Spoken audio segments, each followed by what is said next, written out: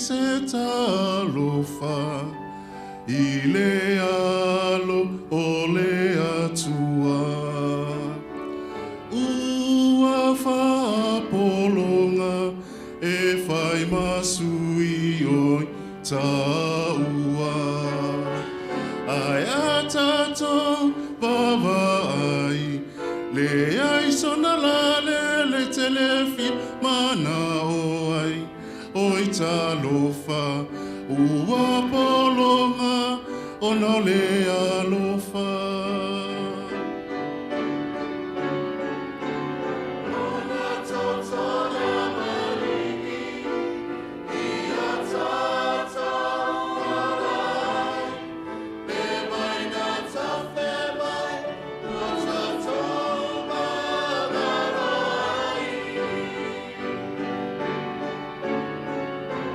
Let's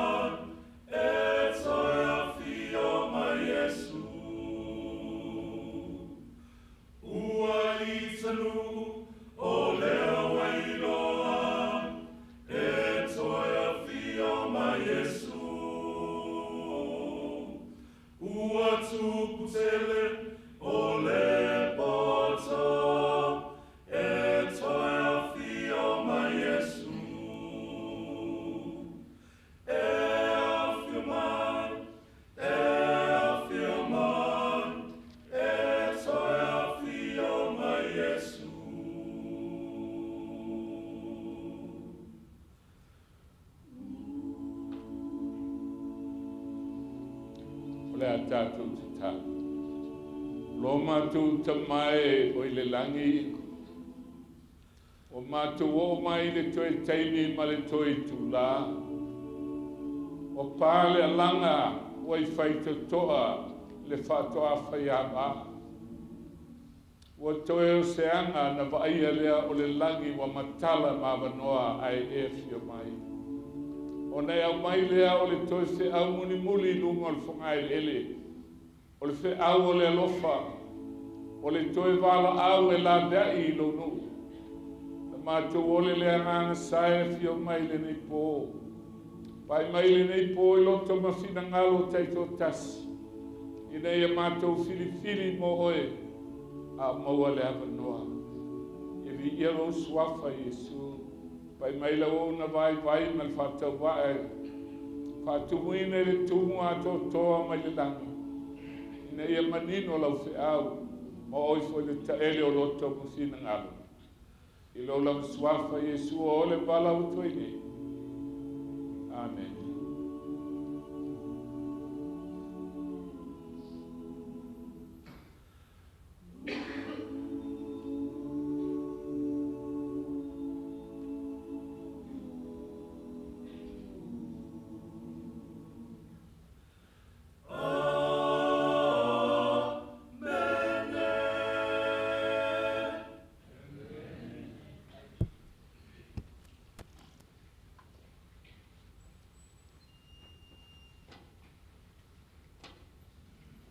Molimau le fionga le tua. O whaumatia lo nui ina ua le aise poto. O oe foi nai te te atu I poto. O le mea lea o te te atu ai a oe. E le whai oe mao si tau langa I a tau. A o langa inga le FEAU. Te le lau whaitio. A le luinga nen o whaia. Aua e te lau mai pe o sangata ele I alu se a onga. Ai tau mai se mea o se ai FEAU. Ale ai, ele leile ana e file mu. Ai se a, o le FEAU le ana e whalonga I ai malo, whalonga pe I ai. E tele mau e se tusi a onga, e tele mau e se si lava mea.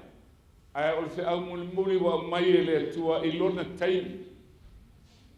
E te fiula e sua e se tusi e tele maua. E pau ale me te whalonga I FEAU. Fai mai le rupu le atua. E tele te I poto e le fi whalongo. Fai mai le o te I a te oe e le fai oe mausi taulanga. Ai sea, wa e whaangalo tula fono lo tua. O au foi o te whaangalo I lau whanau. Alu so se lotu e te anu iai. Wa alu le langa. Wa le au ngātu la fono le tua. Ai whai mai le tua wa e whaangalo I lau tu la fono. O au te whaangalo I lau whanau. Pau poiwa e oi na tusa lava le nuu ma le o si tau langa. O taui ati ai la toa mi o taui at foi a la toa me o fai. Te mantua I elisi no fai FEAU ai Amerika. O kola tu le insinia fai ala tāwale. O lai fai tāwale a lesi fai FEAU. O lesi lotu. O fai atu lola. Le ala lau latu a batu lau tāwale. U mawhai ai ma lau tāwale. A fai mele tala whatali la ia. Se o fisili fai FEAU. Ia, toi sau lofa mai. Whatali tali le titi lava. Na e sau lea o te vame mai. A latu a fai meila ua fai tā vale lea. O le besi o lato. Na ua whaalonga o te watu.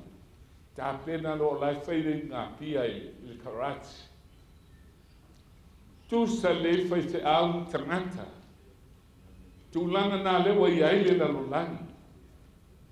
Awa mai e le tua le FEAU, o le tue FEAU MULIMULI, e sau ni ai oe malau whanau, mo le langi ma le ola e whaavau. O le autua o tātou mtau pipone, o le anga sale tasi, wa le whaamangaloina e le tua. E tasi le anga sala, a whai e te anga salai, pe o te anga salai, wa le se anga sili lona alu whaila o langi mauti ai. E le te maua se anga noa. O le fisiri la e te fisiri ai. E whape whea o na whaoleina li tangata. Pe a whai e iei se anga sala e le whain whamangaloina. E leo le ola e a e whaababau o le mea fua i fua le atua. Whaapea lawa nā lofa mai le atua i lalua ia fua i mai ailo nā lupe le atua tasi. O le mea alofa fua i fua. Ai se ala wa laina i aile anga sala lea, ai anga sala ai wa oti ai. Ro mai tolu lufu tolu, a wa anga sala tangata malava. Wa le o i ni inga mai le tua, tātou mai le malu nei. A siaki mai le tua tātou, e le ai ama sesi o tātou e sao. Ai sea, wa anga sala malava. Ha fonga il fata o te lusu fasu ono. A waia tu fitu o na paula mi tonu. A to tu o ia. A oea mi o leanga e paula to le malaia. Isa e ono fa pe ono. O i mato nei e tusa ma le me leanga i mato uma. O a mato a mi tonu uma e tusa ia ma le ia o le mai. Whaperitania o le filthy rags. And the whaliliu sa wai tus paia Samoa. Ai wa ai e na whaliliu. I le mai whaisua Samoa ai alo i ele ie ma. Talo ele ie. O le whai mai le e whapenata ta wami o tonu. E tu sa mali ie o le mai. E le ma whaila o na whaola i nai seisi. O le mafua anana. E te vai so fuanga nei e mui e lesi fai tau le anga o lesi. Ai vai toi fo o i lo so fuanga lo langa ma u lo langa. Ona i lo lea wa nga sala o matato e le aise ava noa e fa ola i naisesi i la tato a mi tonu. O mai mato e pe o le laula awa mato a mi le tonu. E pe se matami o le lea ai mato. Ona fe tau lea i le iuta mo mofa poiva. A tau mose o le au nga le tua le se me pa uai pe ang salai. Filfilia le tua, tala noa ma le tua. E na mose a na vai papa tua o le tua. A fai mai ina oti mose a te fafangu le fatua le tua. Mai a me ka eli la gen sili. O le suafa tau leo Yesu, me kai. Ina wala fi nau ma te apolo. Nei a fi nau tino mose. Wana le fa malosi il verse upuleanga. E fa sala ia te ia. A wan fa peat. Ia oa i le li ia te oe. Olo na winga anga sala mose. I oe. Tau te mantua. Fai mai le tua. E tau tala i papa. Pei tai wai ta tele mose. Wa uman tau tala mo i papa. Ai o lona lua. O tau na tau tala i papa. A o sasa papa. Na sasa mo fa tasi an sasa. O lona lua la fa tu le tu e tau tala i papa. A o le tala mo to e sasa ho i papa. Wa le usitai. Langa fa tasi an mali Yesu. Ele mai fa lua. Ale anga sala na fai me sa tani. E le te tau o na sau nei trata. Ia avane ai la mose ma tatou fa fier sau tatou. O tusi leo sakari e tolu fa mo ma le lua. O le a tatou ai i le awala po le mea alofa le tua. whaola i nai tātou. Me foi fua le tua. Sakari e tolu whau mo lua. Si se me hoi. Na sila fie le tua. O ana makai a whai teime o Yesu. Lato te whaala teina le li whaola. Ma whai le pelo na maoi so o Yesu. Le tino o Yesu. Le o mai le soi whai tau miliona mtangata i teia. O le a whano ai. No malanga i Amerika I rungan valele malista ngata. Ai te utal no mai o ia le rapai. O tangata I teia. Awa wofo I lan whamtalanga. Yesu se profeta le lei. Ai nga oi e o na soolo na tino. E o mai ai le so. Peitai. Pai mai lo po le tua. Na la veai. E le tua. Ia le whaitau langa lea. Si le foi Sakaria le tolu. Wa ma vai papelonia mai le ono o lima I le lima tolu walu. A le lima tolu walu e tau tolu tasi. O le malo me taim persia. A o le taimi le ana sa ili e le tua. A e mau ai le whaitau langa. E iai le alo fatu no le tua. A o whau lawe ina wa tūlu ngau iowa. Whai mai. Wa ia whai mai a tau I o suol whaitau na siri. O lo tūlu mo la ngelu o sātani. O lo tū o ielo nei tūtau tau. E te ia teia. A o tai o le kalesia I teia. Whaitalai mai leo Iova ia sātani. Iova ia te oe sātani. Ia oa ia te oe Iova o leo o filifili e uselema. E leo e motu el nei na se ia mai le afi. Sa tau na mū le afi e anga sala al whaitau lang. E whai mai le atua. Ua se ia mai le afi.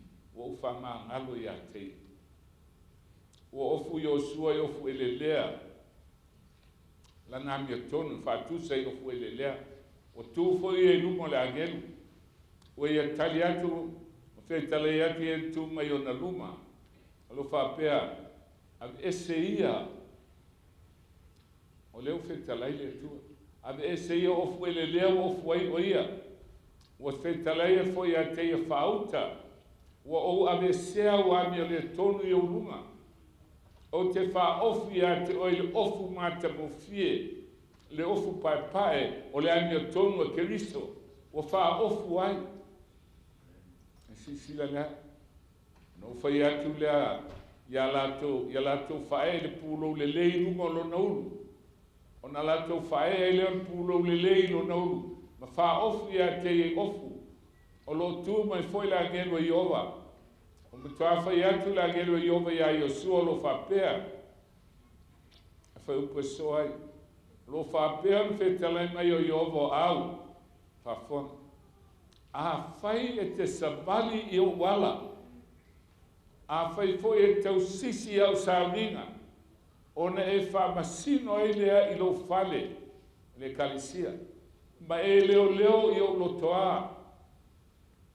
O te tu atu foi a te oe tai. Mai a te la tau nei o e te tu mai. Mai le tu o te vatu I a te oe. E le ngata o wha ofu, ma wha mamai a te oe le ami o tonu. A o tu inati a te oe o tai. Tai o le kalisia. O oe a tō maewe a te oe no nofo I uruma. A wae whai ma whai longa nei tarata. Whauta o te au maia la o ona o le lala au. O Yesu, o le lala au lea. O sui le mine. Ma whai mo tātou sui. A wā whauta o le maa no tu inatu lumo I Iosua. E le maa e tasi, mata e fitu. E fitu e kalesia na iai I Asia. I tusi o whalina. E feso I tau I alatakaya. A whai mai lupo le tua. Tasi le maa. Mata e fitu. O le tua e tō tasi na te waaia lana e kalesia I ala sana uma. Whaau tau tonginga. Whetalaina I owa au mau ame ese le ami o le tonu o le nuu nei. I le aso e tasi. Apea me tātou ame. E anga sala o tātou. Ala wala le ale tua. E whamamaila na e kalesia. I le aso mulimuli al whamsinonga o e ola. Ma te i o ono fau pue nufo tasi whamamama i le a. E iei le anga sala matu ia li teimi o le unga al whanau le tua. Whetala i Yesu. O le mea wa iaila o tau oa. E iei a toa foi mo o tau loto. Tau sifia.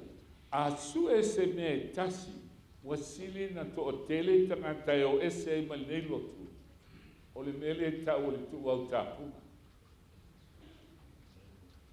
Te whawhonga. A su ese me tasi o ese e to tele. O le tu au tapunga. To tele whamai a ta. Pasa. Ana le to e whaia le mea tu au tapunga. Wa tumu tatu lotu. Fati i e tumu a tumu i e o le afi. O le tu au tapunga, e su e ai e le atua no loto. Po fea lai ai. Ai o togu ai sa ili malo le atua malana mi tonu. O na wha popo atu lea o ia mea umai ate o tau. O lana winga. E wha mua le atua. A wha mua le atua. E le lafo ia o e le atua. Whai mai e wha o popo mai. O mea uma tate mana mia mea ai. Tate mana mia ofu, tate mana mia fale no fuai. Ai vai mai le tua, fa mua le tua. Na fa popo mai le o ia me uma ia te o tau. Ona solo le ama upo te falo so iai. Upo e valu. Pe fa o e tangata mea le tua. A o tau fa o mea. Ai vai mai tali a Israel. A o tau fai mai ni a e mea o ma tau whaoa. O tau whaoa mea e se fulua ia ia o tau mea a toa ma taulanga. E lua mea o whao e tangata. O whao se fulua ia le atua. Na te iloa ai o le atua. E pule ilo na ola o la fwa i atu le atua. Malona lua a toa ma taulanga. Sisila foi. O mea uma o ia te oe maa. O lo whane, o lo tolua, o lo whanau, o me ai, o me ofu ai, o le ola e whavau, o whesau ai. E a mai le tua. Tele tangata, alu uma tupe, whaifa le whungafu le lua. Sa sao ai, mita, o mea na su e o na lima. Ai o ti ai no for fine le sta maloa, sa foi le si vale mita ai. Ele tanto mea ta te leo ma ave se mea tas. Ele ai mana o le tua, e fie loa, pe te alofa i ate. Fa mai le pule oe, o te le fa i ate, mai se me tasi. Ai pule oe,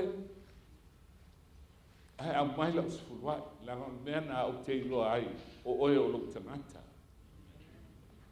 Na vai lole ai, sisi. Ina a mai me usfulwa ia to me alava il fale tu ai me, ne iai me ai lo fale. Ma ia o to tofo, e pau ale o le mau o tispa ia, wa lui mai le tua i tangata lotu. Tofo mai a te au, i le nei mea o fetele mai ovo au. Po te le toina pupuni o le langi mo o tō. Masa sa, mātau mai, e lua nauna o mea nga oi, mea na ave, wha malosi. A e lua foi gape. Pe o te le toina pupuni o le langi. O nonu e o tele o tātou, na alsfuwai a. E a te tongi alsfuwai langa mea le tua. O na te tala i leo pupuni o le langi. Ao sa e whalong lango i loa lofa. O le alo lofa i le atua. E te manao i mea mai i le atua, e te le lofa i le atua.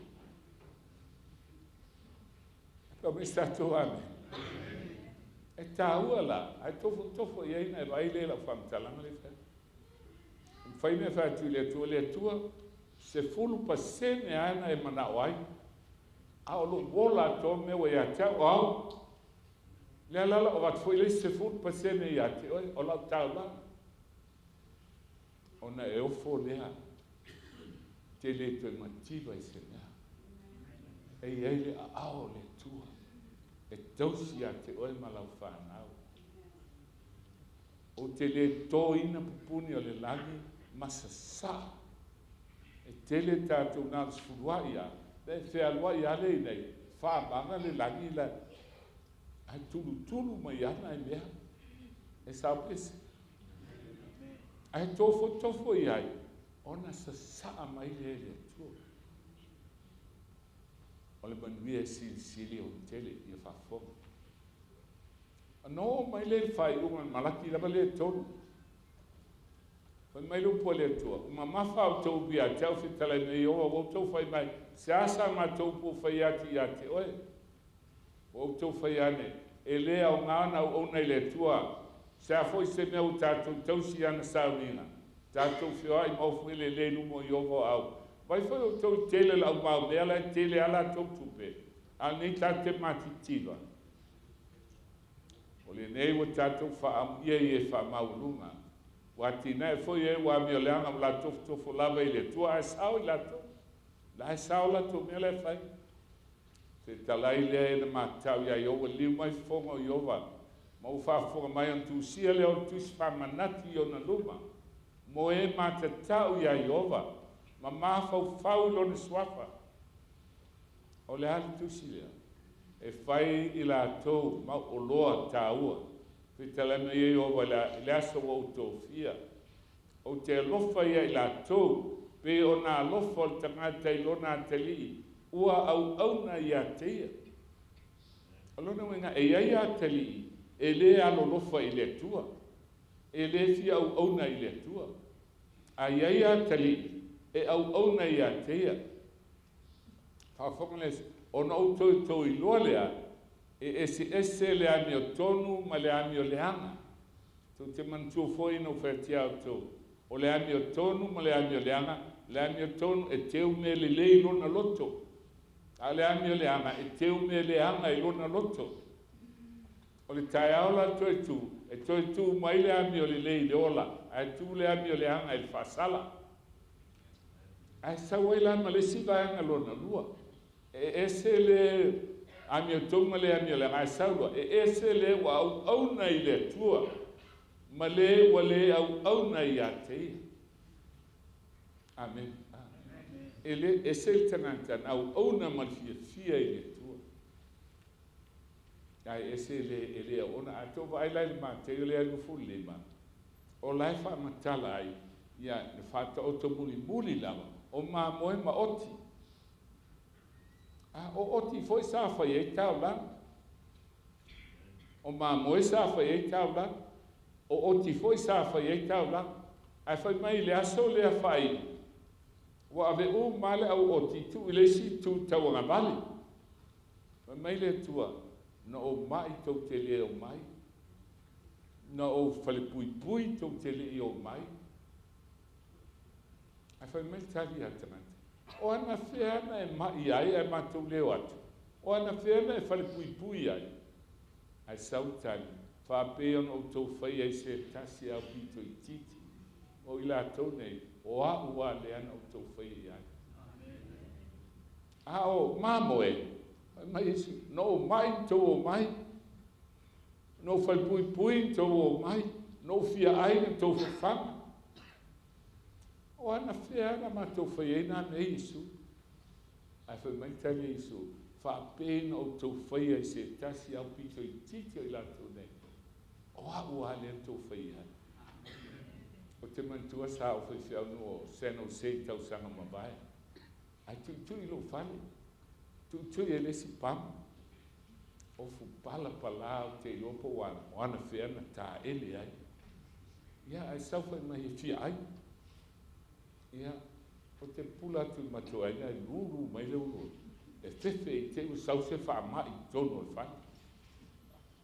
Ia, nā lua lea tu. Nā lulos te malo o whai. Talo whai. Te le lopo i Jesu leo e tu li e whai. Mai ele loa po o Iesu lali, e sau e tofo oe. Toi alu loi la toa au mai to maloa. Au mai to e whawhanga lele. Ai sea, o tangata o le atua, e loa lofa. Ai whai mai Iesu lai mātau o malawa i tusi whananatu. O me le leina e whaia mo le atua. O sau ni tae, whai mai e tonu e ngana, katu walawa le lua o te mai ai te atonu. Au wofo i tele o mea ai. O te whitanga tu ai uma mea ai. I tele o mea ai. Ai sea, o lo tu alofa na i le tua. Tau te whai ai nei mea oma. Ona o Iesu. Lala i el tusi whamanatu o le tua. Ia mai lau tonu me tupu, la so le mulimuli. La so mulimuli al whamsilonga. Si sila le peru. Mai ni tofo ina isi tau monga masasa ina atoa manona tanga. Tu ina e whalipupui. Te tongi e maa. Vai ese ili le la au, ili ai maltino ola. Na oti la tona fasia il pelu. Na whio ai solo ma ofu i pau maa moen pau oti. O mativa i la tau. Pupua ngā tia mwhasau no ina. Whaupo so ai. No wo i le Colosseum i Roma. O loa te ula aia. Au wawa ai le mea e o mai ai le ona e ai tangata. O woso tu ata mo e lunga, o le te iei ni le ona. Ta mo e lunga o tilo mai lalo, al mele no wa ai mai ai. O mea peni au wala. I lo mafo fau o vai atu nai tina. E iei la au lai o. E oso atu e pipi i la au. Ma si ana tamala si, a la e ule vai ni le ona. O le mawhatia na na o la tu iai, a whafonga i tanga a tala le tua, e le upo le tua. O ila tau umaia o ena tau le leia o na o le whatu o tua. Na le maua ila tau le mea na fola foleina. O le ale mea na fola foleina. O saunia le tua se tasi me sili na le lei mo tātou. Ina ia le wha ato toa ina ila tau, pe ale iai tātou. Le aso mulimuli al whamsinonga o e ola, le u tātou anga i ati iai. E tau ami o tonu ai ma wha ato toa i le tua, o lana whanau i le aso e tasi. Whatoa wha ato toa i la tau na ai e le ona manwhi ai. Wha ato toa wha tasi e ma oe maho. Au tātou, e le eisi se o tātou sauni ai e se le ona. Au nei a tupe, ai tātou te ai ua i ai le tua. Sui la oe ma la tona i ai. O le asene mana le te o whai mai le luinga o le toe tupulanga. O le mei ai la o tau oa e iai mau tau noto. A whanau le tua, tātou te whasili le tua. Ai sea o me mabae. E pero e sulua wha mua. O le nei o tātou whai ulo vangavangai e puktonga e mata mai whapianta o tele. E nā tātou tu ese ia o mea mamafa uma. E ese si o nofo mani mea mamafa i lo loto. Te nofo fua ai te ita i lesta nata. Se ave ese nā mea. Ai wha mamā lo loto. A toa ma le hanga sala. Ie mea la pi atu i ai lo loto. O tupe o amea o pipi i ai lo loto. Ua, o le stangata. E halu ai le tua. A ese le tilo solo i le stei. I le safi. A la ti alu le tua. Ti ai umana mea. Apa mesa tu amen. Be ese le masala fa la vilana mo fia i tātou. Wallata mai le li. Ia tātou tau se tuli ma le o nasai, i le ala tanu o i o tātou luma. Ma ia wawa i atu ia Iesu, o lena te taitaina, ma lena te whaato toina, le whaato tua. Tele tana te fsilima i atau. E saula i Iesu le tau sanga fau. A whakatua talana atu ispa ia il baroanga, ai le pule au e pule le tua. A me silin tā ua. E leo le fio mai o Iesu, lua fe suvaru, o le mea sili tāua, ia sauni o le pōle nei, pe te oti pōle nei, e te ia le langi ma le ola e whāwhau. Pe fio mai e su le lua afe, su nema su ona su fitu, i le si tolu tau sang, pule le tua. Ai lupo valo anga ia, o lea la tau vai e basa lea, au toi au ni iri lei, tau vai le lupo valo anga, o le tau sang fau e fio mai ai su. Ia pēno whātua pule hale atua. Wa ai ai su le na te ina, ma le na te wha ato toa ina whātua tua. O le upu lea whātua tua, pa mai le pere su tasi whau pue ono, o le whaalango lango lea i mea wa wha moi moi ai, o le mauti no lea, o mea e leo wa aia. E le wa aia i o mata, a o whaalango lango i ailu wola. Na ia le experiment na whaile University of Tennessee. Wa tu le si potu ia mea. Ai no nofo tangata experiment le si potu. Ma wha ngā ioi mea lai le si potu o le whale. Na wha whea na whai. Whai mai le unga le study scientist. E iei le si lalolangi, i to tonu o lalolangi nei.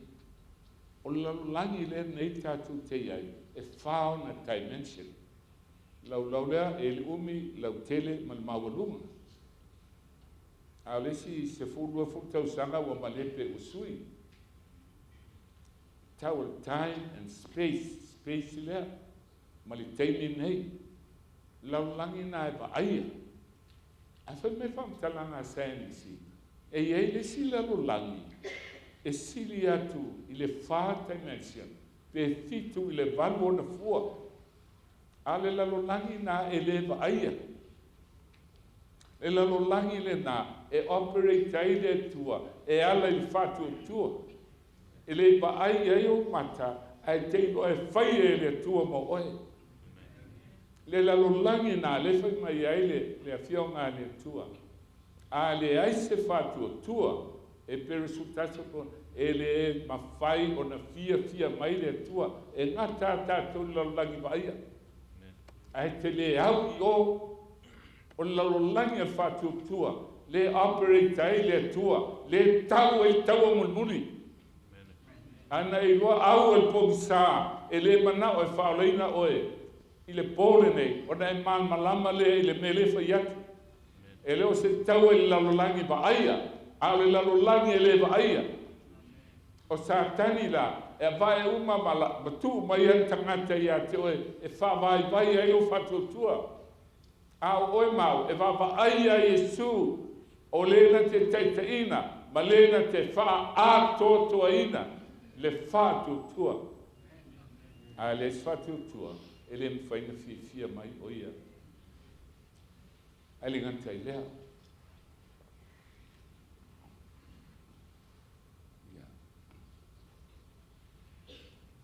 Ona po nei, e a matai whamsinonga i la ainga o le tua. A whai mo moia i tātou se ala ngā tāanga, o e whanguta i tala lei a le tua. Pe a whai fo e toi na le mawhaina whaoleina le ami o tonu, o whē tū mai ai whale matau ma le angsala. O lea la tātou tel noa i le whamsinonga o e ola. Mo molpe teru whāsuiva, o le nei o i tātou o tīnga ina e tusa ma le tinangalo le tua. Ina i e maua le whātua tua lea, e lesi la lolangi lea. E te tīnga ina. O na e manao le tua e whaui oe. E whaui oe le awala, e te mawhatia ai e te iloa ai, o lai ai le tua.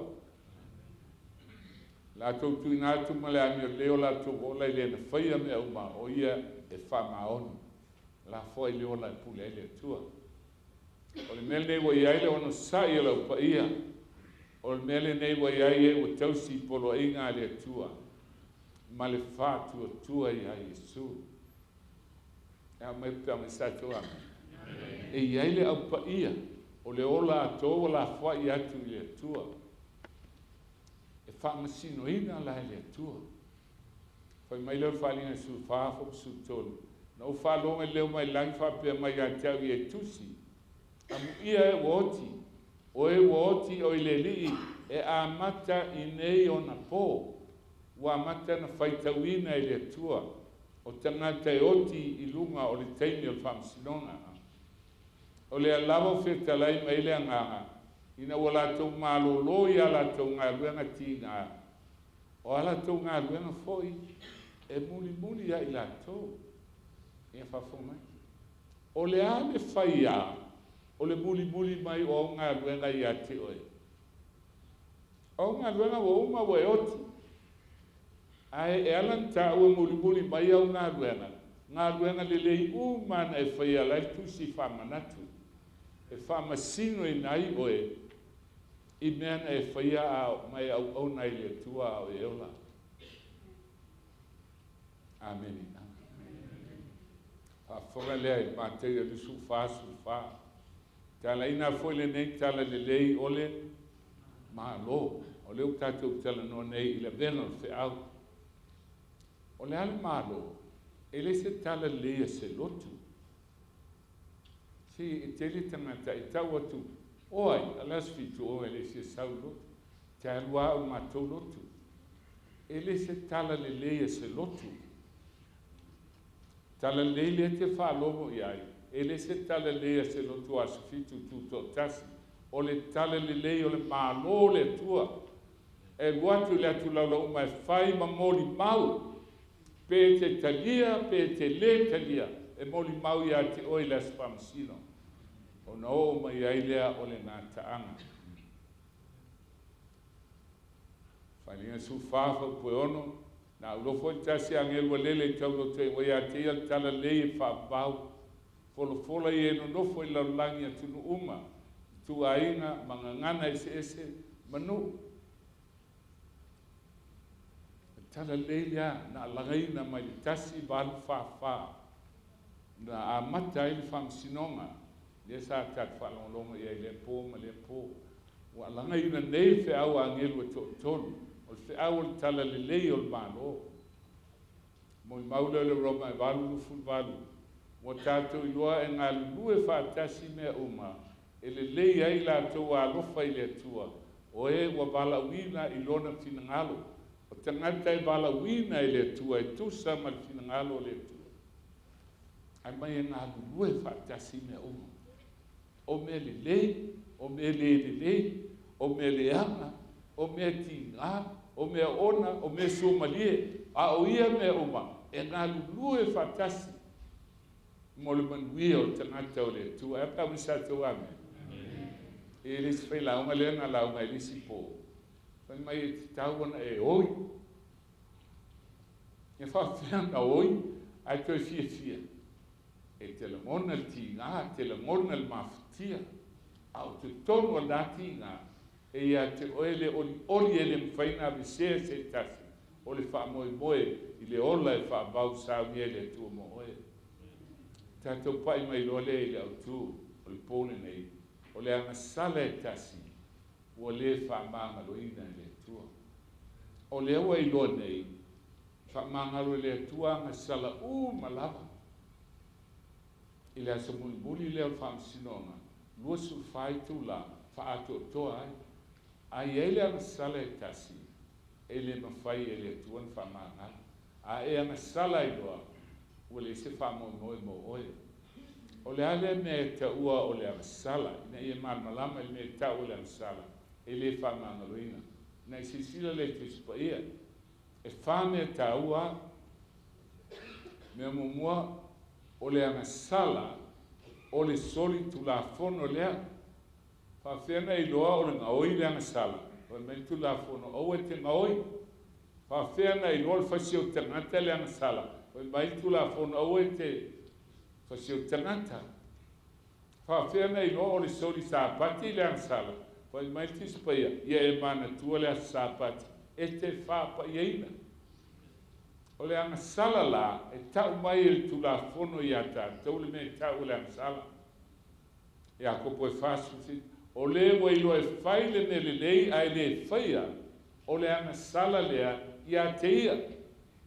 Tangata wana I loa te tau na whaile ne le lei, te tau na ustai le tua, tausi le sāpati o le tua. ai le faia ia o le anga sala le ia te ia mo le Ioane 5:7 o ami o le tonu malava o le anga sala ia te mantua se au i fale asiu i se o tu se fale asiu e to anga ia le li fa soko mo aina na mai tunu pa ta fanga i babea fe tu lo soli te le lor ma oila me na fai ai fa mai la ta Willie ta mai ta e se mau a tasi al mau o tau mai au e te ngoi moa a fa tu la mai au e te ngoi po le moa po le ai moa mai ia ai leo fai mai au e te ngoi moa ai e te ran fa pena a fa mai tis pa ia o a mi o le tonu malava o le anga sala ia Ioane suono fa paiva o le anga sala pa fo awa ua le fa'atuatua i a tau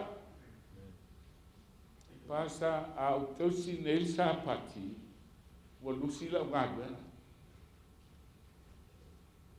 ua silina e talitonu i le galuega lea te olai i lolo fa'atuatua i le tua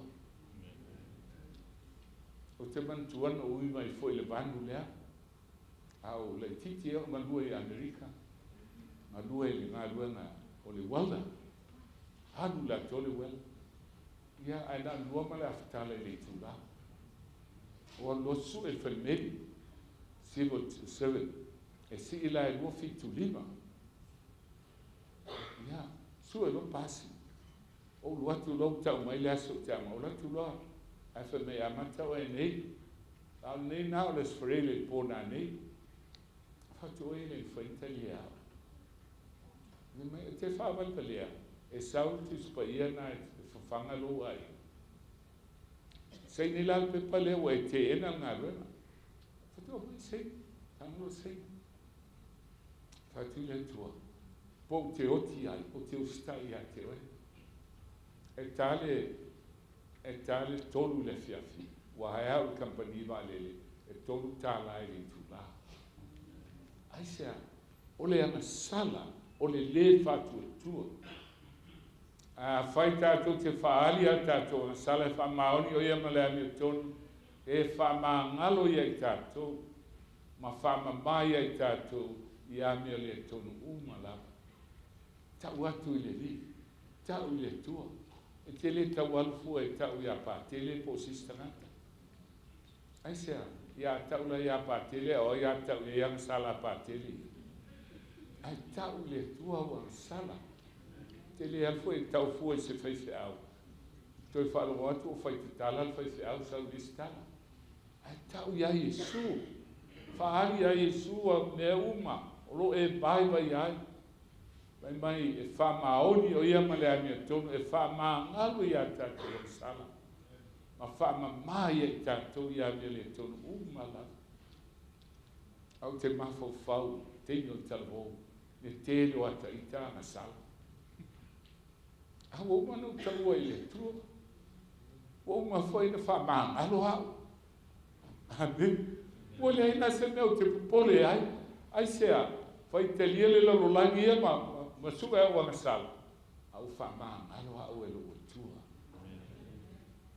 ona o fiafia lea mau'oli'oli o te iai le lagi a fai fa'aali a tatou e fa'amaoni o ia ma le amiotonu fa'amagalo fa'amamā ia i tatou i amiotonu uma lava ae o le ala lea mea e ta'ua o le agasala i le fa'amagaliga o le a lea mea e ta'ua o le agasala i le fa'amagaliga fa'afoga o le mea lea o fai atu ia outou o agasala uma ma upuleaga e fa'amagaloina le i tagata a le upuleaga i le agaga e lē fa'amagaloina le i tagata o lo nuiga e upuleaga iā iesu pe lau i suigoa po anoa te upuleaga i ai e fa'amagalo e pe e salamou ae upuleaga i le agaga paia e lē fa'amagaloina le i tagata ai sea ai se fai upu le atali o tagata o me leo fatuai ai se fai upu le atali e fa'amagaloina lea A o le fai upu le ngana pa ia, e le whaamanga roina lea. O le ale mea e mafua ai, o ai le ngana pa ia, o le hafo ila ngā ruena, whapewhena e upu leanga i le ngana pa ia, o fesili e tonu, leo la tātou fesili e pōnei, ina ia māmalama le le i tātou taupu. O le ale mea e mafua i le upu leanga, po le fai upu i le ngana pa ia. Ia, si le foi tātou. I have repeatedly offered $1,000 to anyone who can prove to me from the Bible alone that I am bound to keep Sunday holy. There is no such law in the Bible. It is a law of the Holy Catholic Church alone. The Bible says, "Remember the Sabbath day to keep it holy." The Catholic Church says, "No. By my divine power, I abolish the Sabbath day and command you to keep holy the first day of the week." And lo, the entire civilized world bows down in reverent obedience to the command of the Holy Catholic Church. T. N. Wright, CSSR, in a lecture at Hartford, Kansas, February 18th, 1884. The Catholic Church for over 1,000 years before the existence of a Protestant, by virtue of her divine mission, changed the day from Saturday to Sunday. The Catholic Mirror, September 23rd, 1893. Question: which is the Sabbath day? Answer: Saturday is the Sabbath day. Question: why do we observe Sunday instead of Saturday? Answer: we observe Sunday instead of Saturday because the Catholic Church in the Council of Laodicea, AD 336, transferred the solemnity from Saturday to Sunday. Peter Geierman, The Convert's Catechism of Catholic Doctrine, 2nd edition, 1910, page 50.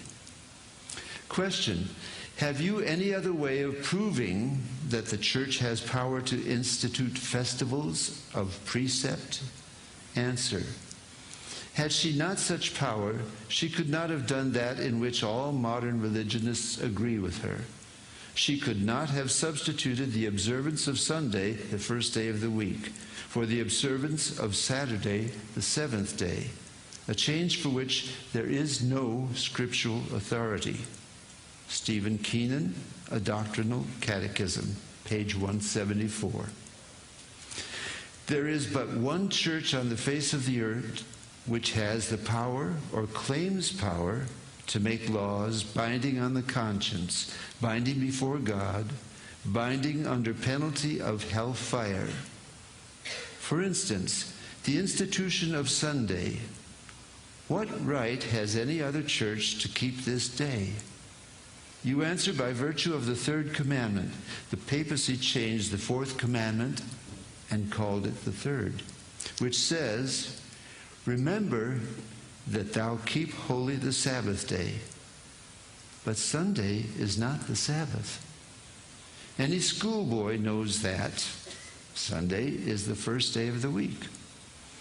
I have repeatedly offered $1,000 to anyone who will prove by the Bible alone that Sunday is the day we are bound to keep, and no one has called for the money. It was the Holy Catholic Church that changed the day of rest from Saturday, the seventh day, to Sunday, the first day of the week. T. N. Wright, CSSR, in a lecture delivered in 1893.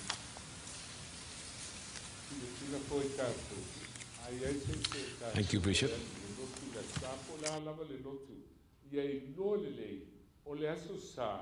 O le mea na whai e le kālisia kātoliko Roma, e whaali aila na pule, e siri atu I lole tispa ia.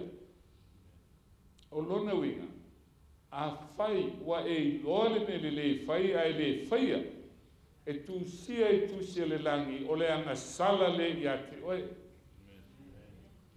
Ai le whaingofie. I le whaingofie na ola mai lava o le sa, o le sa, o le sa.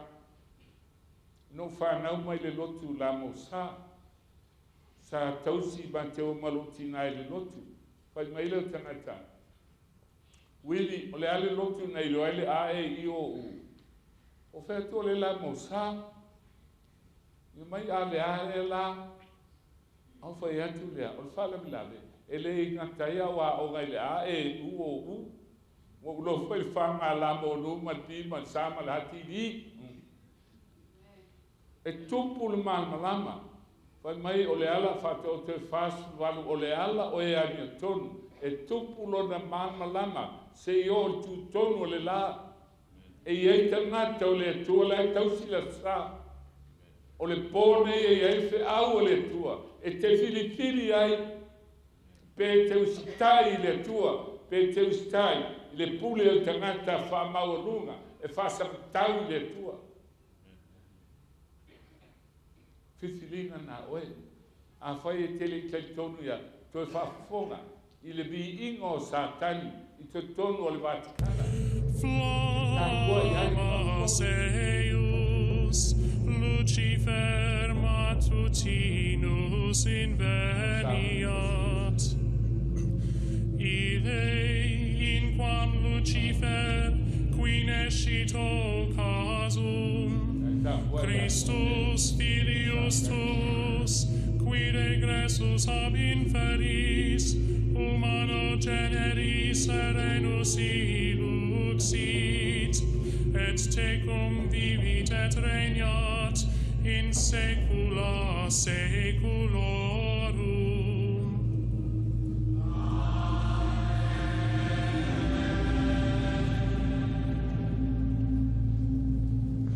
Ue whalomo I le whamaualunga I le tusipa ia ma le upu a le tua. O leo e whalomo I le Vaticana I Roma, o vivi I Lucifero po Satani. Wa e loa lale me tau na whai. Mafua angana, wa mai e le tua le FEAU. So se tangata I tāpua I le sa, e whano e le sau I langi. Tātou tupulanga ua mawae. Whai mai na whapalipale ngā wena sufito tas. Na whapalipale le tua I o na Paul Valea. Na sau tala le lei Samoa. Na mai tāniu whengai maleata. Tasi balu tolu o. Sau le metitisi. Sau le lotupope.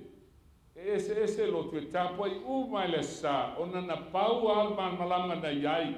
Pau foi na malama. Na malama I Samoa atoa. O I la tona o na I le tua. O lo tua ai ngoi a sofele, o lo wai FEAU la mo sai sa pali sa vai. A fai na fa maon ia I le tua. E ia sofele na I le lang. O lo nei ngo o Willie leo te mo ai. Ai whano au. Langa wa ulole me le e fai, ai le faia. Na mai le tua le FEAU langa o lai e lana whanau lotu ese. Ma e kale sia ese, e le mana o le tua e whano se tasi. Aia, whafonga I Mateo sulua tolu sulu. O se le au ia tea, e au ese le ia tea. Toa maninoa, le upo Yesu, e lua I tu. O le tangata e au ia Yesu, ma le upo Yesu, ma le tangata e au ese.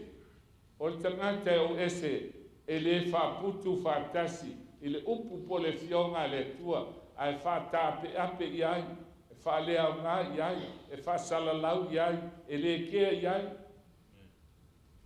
O le upumoni o polo inga, ma po le polo inga tangata, e te filifili e le asanei. O e tausia le polo inga le tua, a e alu le lotu I la sa, e te leo tausia le polo inga, o lai tausia le polo inga al pope. Al polo inga na al pope, o le polo inga al tarako o Satani. Le vivi ia al pope ia. Peitai, pa mai Yesu o se le au ia tau, e au ese. Na le lua ai tu, Mai fo tol pelo le tu nei. Tai mo le afe lo tu ese la la. E sabe se. Ai fa lo mo ia. E fai mai ale lo tu e na la tu a sau. Ele se langia ni lo tu. O le langia Yesu. Na o Yesu ai ona langia. O satani o le pepelo. Afio mai la Yesu. Na o lātou e usitai a Yesu, e whātua a Yesu, e au a Yesu, e iai le langi. E a whai e te le au a Yesu, e te au ese, e te au a satani, o na e whano ai le whābau. Stasi au whai pese sili no fie whāngo longo iai. O le au whai pese le a keita, te loa si whiri si o tau. A pe pese ia tangata li vi Yesu, e fe tā nisi, e te iloa le alofa i le tua. Peta, a whai o le aso e fio mai a Yesu, a le usitai i le tua, e whano whatasi. O stasi o whai pese e whewa tele au, o le o whai pese al King's Herald, o au no walua o ao ia, I nata usanga mawai, la ola tō pese lea, I lia le pūwha Samoa. Ia, a o soifua umai pa ngā lai ola mai le so. Tā ua I a teo nau whai pese, fia whaalonga I le maa nei ola tō pese. Ai, e te whaalonga tū la tō pese, whai mai le si pese. Well, if my Jesus is coming, I find the chariot is coming. The chariot is coming. Yeah. So, Santa Claus le fai na chariot. O tua fa pau e fai ala to kariota. Au te manao e tau King's Herald. Sui to pese, Jesus is coming. Jesus is coming. O Yesu o la fio mai. Ma fo anga lewa mai e le au e tātou e le tua. O le FEAU. E tau atu I la langi. Po le ale fa se e tātou e sātani. E tasi ale langi. E le se langi ani lotu. E le se a sofitu sa motu lo tasi le langi. Ne e manatu e te a sofitu sa motu o tasi. E te sao ai. Le ai. Na o leo si tai I le tua. Ma fo anga na leo lo tsa sao I al FEAU. O le FEAU le pōnei, e leo se FEAU whato o te le se lo tua spiritu. Tu to tasi. Mai fo o tau Mateo fitu lufo tasi. E le sao, ea? E le sao. E le sao ma lo langi e fai mai a tau le li ie. O fe te mau ai vai anga na le li. E te mau ai te tonu o falsaa. A oila e sao. Ia kopo mo fau pus full ban. Fai mai oila tau oe. E nao le tasi ala tau oe fai le pumoni. E ala na baptiso o na ole pumoni. O whanau le pumoni. Baptiso o na ole pumoni. O le pumoni o le mefe me iai le tua. Ana e au le le tua. O le langi la, e tōmu le whanau e le atua, mai atu nu ese, a o e usitai I le atua. Whātau te rusul wālu whai mai le, whaupue, Eva. O le wali liu ese o na telinga, a e le whalongolonga I tu la whono, e ino sia lana lava te talo. A whai, e te tausila sa, e te le fia whālonga I tu la whono I ova, e te talo atu, awa ino le atua e lau te talo.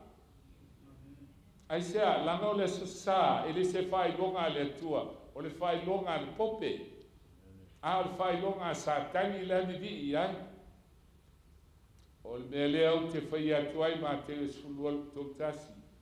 O le mea lea au te whai atua tō o amasala uma ma upuleana, e whaamangaloina I e tangata, a o le upuleana I le angana, e le whaamangaloina. Mai tasi tangata ia ta Willie. o anga sala mai whamangalo. Whati o ia tasi le whamangalo. Ai sea, ele mawhaina sala moina.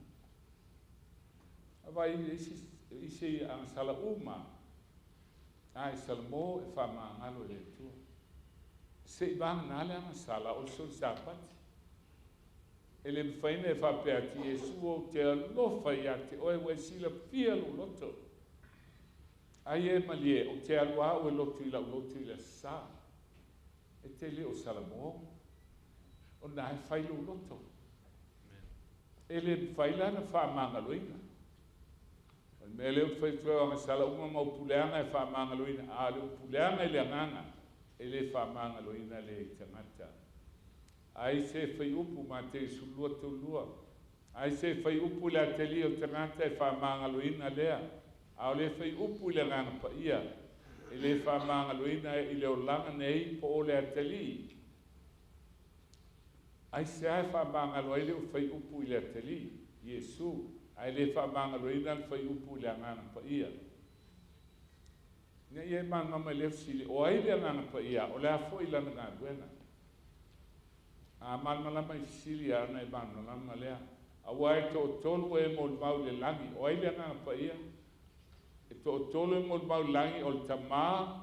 Ma le lo kou po le upu o Yesu. A toa ma le nganga pa ia. O le a tau foi ne to tolu. E to tasi lava ia. Nea le tau o to tasi pa ia. Au lalang, e tolu foi mo mau lalang. O le nganga. Ma le vai ma le toto. La le vai o baptisoma, e la fua i eilu wola i le tua, ma le toto na masa i Calvario, i te whaolei nai, ma le anganga pa ia, na moli mau, o le pole nei, a baptiso e, o te baptiso ati a te oe, i le anganga. E sa, ta ma le alo, ma le anganga. Le moli mau lea, o leo i te tonu o le anganga pa ia, o le mon mau le tamama le alo, ma le anganga pa ia le fai, mo la tau sui la lani. Le anganga pa ia le so tanga, o lona wina. E ma faina e fai upu le alo, a le alo lai le lani. E leo langona mai au upu e le alo.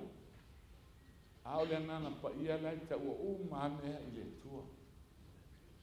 Ai a le aila se anganga pa ia. Pe alu e se le anganga pa ia ma oe. Ia ua ngatai, e ia upu mau tala e fai. Lo mon mau mai le lava anganga i o tātou. Anganga i te matau mai e se le ala poa. O le anganga pa ia.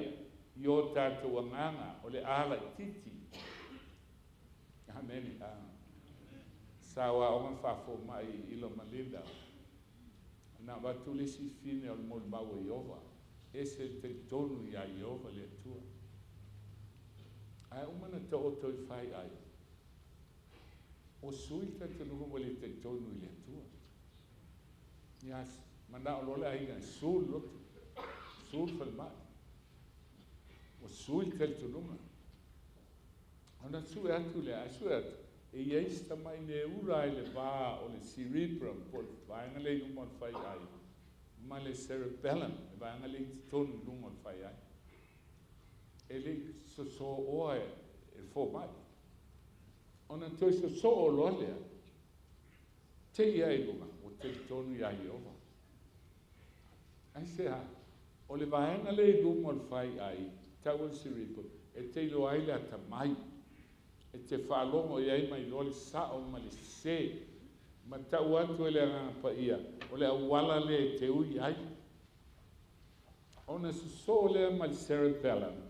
O ai e te filifili ai, e te iloa ai le fila ngalo le tua, ma e filifili ai. Pitai, o le pito i tua e tau le mentala plankata, o nā e whai ai lau filifilina. Tosa po le ape te oti ai e te ustai le tua. E moli mau mai lale anganga pa ia, i le vaenga le i lunga o whai ai. Ona tau le i lunga il whai ai, e te ustai ai, ia mai ustai ai e whai le fina ngalo le tua, le vana pito i tua. A wai la tau uma o te ina e le anganga o le tua, o le te savali o na oe a matatu le pone la fo ia lo wola le tua o le te savali tu to tasi na oe a o ia le na pa ia ai savali atu la o tele ai oso mai se tangata le se u fa ia swafo Yesu wes solo ti apolo ele ona oe ai ono le ngana pa ia ai a fai te fai atu e te vai atu o sau ai ele batulu mola ile atua ia siri pe anu la toa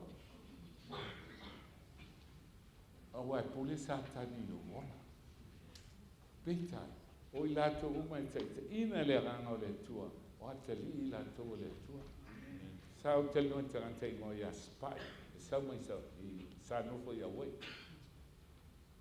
o ia e tala noa ma ti apolo ia solulu uma fai mai si ona faltua e lau atu me ai uma whalonga tua el talie o te moni e uma elu atu leise me ai uma na ai uma me ai o neila na loto si pai sa loto si pai atia fai mai si pai fili loia o le alu le tua i te o ti ai mai ia alu loa lau mai tu si pai ia o fata amilo i ona luma ia ua nei sao mai ai e sau ta malo i le suru o te tai o te moni ma te moni walio ai fai atu ia o ia utu atulo na ola i le tua ai tango ta malo to e se lo no ai salu mai ana la ulu i rumo ia ma tau tala mai le utu lea pe fefe ai pita o soli lo na fatu tua na mawhai ai nā ese malame ma tautia. Mahala tu e le lotu. A whatu, oi lana e sau e le lotu. A whamai e ao leale o me te whaitau e te supa ia. Whaitau wa e le uman tau kumua mua. I te saulo e le lua. Whai mai o aso e ono i te ngua ale aso fitu lena malo loa Iesu. Whapa ia Iesu. Tasi alu tau pue lua tau mai sa pata. Lea wau sau le lotu. Pema sa tau ame. Wa maliu nesi na tama au se tama i longa i tonu al ngāwenga Amerika.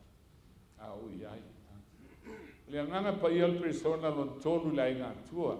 Sa iai le fofuanga o mai nā tātou whaial tangata i lo tātou whātusa. Na iai le baptisonga o Iesu. A le ana whetalai o lo uatali pele lea o te alo whaiai. Whao peo pea e peo le lupe le ngana pa ia. Alo na alo le to tasi baptiseina. E whafonga lai whamtalanga tuspa ia le ngana pa ia. Oi oia. O le mana o le silsiliese. Omnipotent. O le nuinga o le mana o le tua silsiliese. E iai neo malawa. Omnipresent. E lalo submarine. E lalo tuton o le iana iai ona. E Amerika iso se mea. E sila fia mea uma lava. Omniscient. Na te sila fia mea uma. E lei se mea lilo. Ili sila whanga ale tua. O ilo loto. E peru iwa su wha e wha mapau. E eternal. O le angana pa ia lea. Malona mana. Ai ele me ese ai. Mai wha pele angana so soani mai lo tātou vai. Awa tātou te le ilo mea tātou le toi maltusa. Ai pe tai o le angana. E whautua o ia mo i tātou i le oi. E le mawhai o na tala talaina. E ei mea tātou te ole atua i le atua. O le whaavalibalea i o mea. E oi le angana pa ia. Ai sea, e peise tangata. A lesi usua i lota usi le fia i elfi na ngalo le angana. A walo whautua o ia mo le au pa ia. E tusa ma le fina ngalo o le tua. E le whaia lava, amo sa e tolvo pe fitu, e le whaia lava se mea e le lia iova. A e whaalia lona fina ngalo i anau ona. O le au perfeta. E whea meinga tuai. E le ai se mea e whaia e le tua. A e whaali mo e le au perfeta. O le au perfeta lea. Na wawai mai tonga fiti ese. E tusa o na tau i ai. Ele nganga pa ia i lona tofi al perfetta. e whaafonga. O le atua o le na whetalai mai ana mui ta tamai la perfeta a wai mai tau fite ses whaafonga lai le so. O whetalai mai o ia ai tātou i nei asa na tai. Ea? O le atua whetalai perfeta au whetalai asa na tai e lona alo. O lona wina. Ua vese le perfeta au Yesu leo sui tūlanga. Whetalai sao ai lona alo. O leo tofia e ia whaia mea uma lava mon tofi. Mai e whaia e ia mea uma. Whetalai mai o ia i le alo. Ioannes urona wha pafitu. Ai peitai au pumoni o whaia ti a te utau. E au ngai a te utau pe awal ese. Wa whaia o te lelu ese. E le maliu mai le fsosoani a te utau. Ai a whaia o te alu. Te uina mai o ia i a te utau. Ana whai e nofo ai e sui lalo nei. Whape nei ala e whaasolo i a aio i tia. E li numa. Wa fio i e sua au ina maile anga ia. E iai so se mea. I le teimi tasi. Maliu mai o ia o le anga ia lea. Tupu mai ai le pumoni. E tai e a te utau i pumoni uma. Te whaalonga il pō nei au e whaalonga mai le fionga le tua. E te lungona le anga ia. Whai aki a te o la wala le te ui ai. E la unga atu au, ai ngā ioile ngā pa ia i o roto. A wai le tau tala fuai ana mea uma e whalo iei e tau tala i lava. Whai loa mai a te o tau mea e ho mai. A sisila lai le se sena, tena inga tuai. Feta lai le tua il perfeta i tangata. A whina inga fōu, feta lai le tua i le alo i le anganga pa ia lea i tangata. Amen. Pai mai leo ngā luanga i goto ulwaru. Whai atu leo pe tewi ai lātou. I nā salamo ia. Mai e taitasi baptisoina o tō uma. I le suafo i Jesu Keriso. Mo le whamangaloina o anga sala. Baptiso. Mo le whamangaloina o anga sala. O na maua le au tōle mea fua i fua ole. Anganga pa ia. E toi sisila lai le atau le langi malau lai. O le tamā lea, o le alo po loko, ma le anganga pa ia. Tolu mo le mau. Au lalu langi, o le anganga pa ia. A toa ma le vai o le baptisonga. A toa ma le toto Yesu na masai kalvario mo oe, te maa ngalo ai. Au sotanga, o le anganga pa ia. O le ala se upuleana i le alo lai langi, e leo langona mai. A o le anganga pa ia, o le sotanga. O le peru le se fulu al whapsuvira. O le nei lau soe, o tātou sa lota uruatu i me silina pa ia. Ona o le toto o Yesu. Me toto leo Yesu na malingi i Kalivario. Na e talieina i le vai o le baptisonga. Leo e sauloto ai e ala i le anganga pa ia. E te ulu atu, e le me silina pa ia i le nangi. O le wheneinga tuai a watu malau tau langa, e ngata o e whafo i loto ai whafo. Ai ina ua maliu Yesu ma ta tala le ala fou, e tau le ala o sautonga. Ua ma whai nei el tangata, i outu li vai, malau te talo. O nā luatu ale te talo tau le langi sautu tonu. Mai e tala noa i le tua. Ai sea, i le ala fou o le sautonga. Toi sisila le i mon maui tō tolu. Ta mā, le alo, ma le nganga pa ia. A le lalo langi. Mei e tolu o le nganga pa ia. O le moli mau o le vai o le baptisonga. Ma le toto i Yesu. A le so tanga lea. O le nganga pa ia. Fai mai la. O se anga sala i le alo, wha maanga alo. Ai anga sala i le nganga pa ia. Ele no fai no fa mangalo. Ai sea, vai foi tātou. O fa mau lalo le tua. Filipi e lua fa po lima o fitu. Le tua le tamā, le tua le alo. O ia o le tua. Mai le peru iwa, o ia o le sili ese. O le tamā fa vau. sai te tonu ia te ia le ai ngā tua. Peitai, ua whaamau lalo ia ina ua whanau mai o le tangata. Ai wa ailai le potu lea pa ia, silina pa ia, e whaalua ina le potu na le maua lea o le mes pa ia. Ai sea, langa o le se laupa sene o le atua, se laupa sene o le tangata. Te tala ina ele ala fou. Uinga ia o le anana pa ia, na te silfia, e alofa, e ti ngā maftia, fautua ma le oi, e mori mau, e mafuta, e whaatonu, e taitai. E le ali mai e pei o stangata, e la mona ti ngā. E whai au upu i potu moe, a le whaalunga atu le ngā pa ia ma oi. O le oi nā, e oi, e fiu e taua oa, a la lawa e le mawhaina me seali lotu wha maulunga o tangata.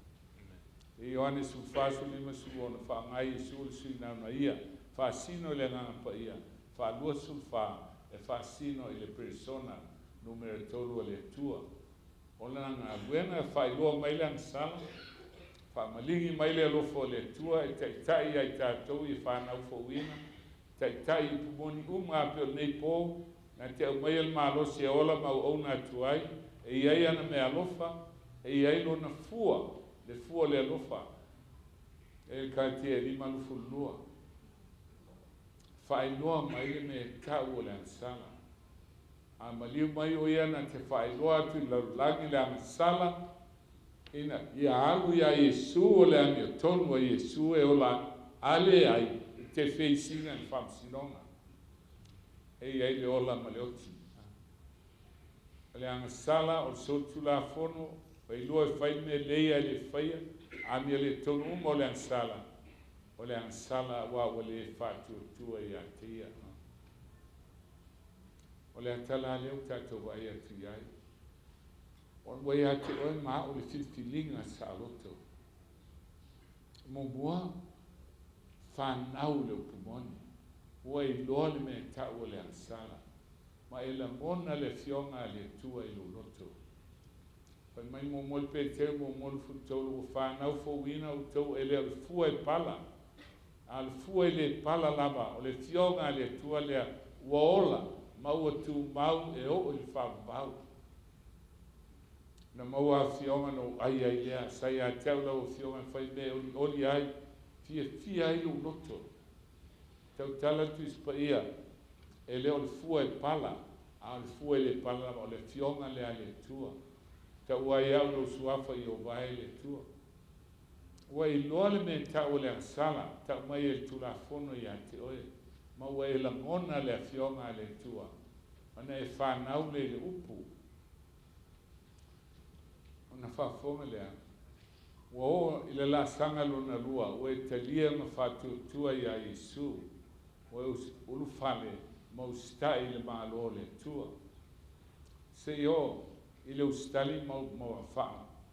Ma ulu whale whawhawha i whamtalanga ia niko temo. Ioane tolfo pelima. Utali Yesu e moni o whai ati a te oe. A le whanau se tasi le vai ma le anganga. E le mawhai o na sao o ia. I le malo le tua. Ono na winga po le alu o lofa i le tua ma le fialu i le tua. O le whaite toa o le vai o le baptisonga. E te urufale iai o na e sao lea. Mo mole o ane lua whaupu e ono. O le whapea o lo tu mau i e tonu i a te ia. E te tau na savali le natanata. Whapea o na savali o ia. A whai e te tonu o Yesu lai te tonu i a te oe. A o i sapati e te alu i su nako le a sapati. Pei a o Yesu. Ai sea, langa o Yesu lau wha mo e loo langa. O le whatu tuam baptisoina e whaoleina o ia. A o le whatu tua e whasaleina. E loa e whatu tua i a Yesu e ala i le vai o baptisona. Te lia mwhatu tua. Ona e maua lea o le angana pa ia. e te ola I se olanga malo, whafonga, o le nganga pa ia, mai ola I leona mawai to anga I te talo, te mafutai I le nganga, e sua I le fionga I le tua, tuanga lue I le whaatua whaavai le alofa. Ona iei mauuma, ma le me tupu ia te oe. O le manma aloe maua ia me uma e whai au mo nā tua. Wali e whai le pope po sātani maua tua, au whai e su maua tua. E whai o ia mo ua tali. Whape whiana e whai pe upuleanga I le angana pa ia. Sile foi. Ue ole leo lang manu, ue leo sitai. Ole leo sitai, ue whati ngai le angana pa ia. Whai atu Samuel e tu se en fifia Iova I tau lang mui tau lalo na fifia I whaloma si fonga Iova. Whauta o le whaloma I sili le li tau langa. Ma leo sitai I sili le li ngā o mama poa. Whai mai tala kaino. E sila fia I le tualo loto. A ave au mea tāua I o lau whatoanga. Sila fia I le tualo walofa. E le mu tau langa kaino. Langa le se toto I le whai whamangalo. E whapea foi I tangata. E peru lima hopo iwa. Whaato to ina o ia o na vea I lea. O ai leo whaato to o Yesu. E o ai a Yesu I le tino tangata. Na te li whanga ina lo na tino atua. Na whai masui o e maao. Na o ao foi e ia le whaingantā o le usitai I le atua. Mai a vea o ia matupunga o le ola e whaabau. Ia I lato uma o e usitai a te ia. Au o foi tau te whati ngai le ngā I o le tū whaamau whai nai o tau I a te ia. Se o le aso e whaola I nai. Aua e te whati ngā. O le leo sitai, o lo whati ngana I le ngana pa ia. O le alme e tau o leo sitai. O le leo sitai I le upu o le tua. Pe te manatu maa I le fionga le tua. Tau le tispaia. Oi mai o te tau te tineia. Mo te Salonia lima sufiti. Aua tau te tineia le ngana. Te langona le una ina le ngana pa ia e whaifina ngalo le tua. Ai te.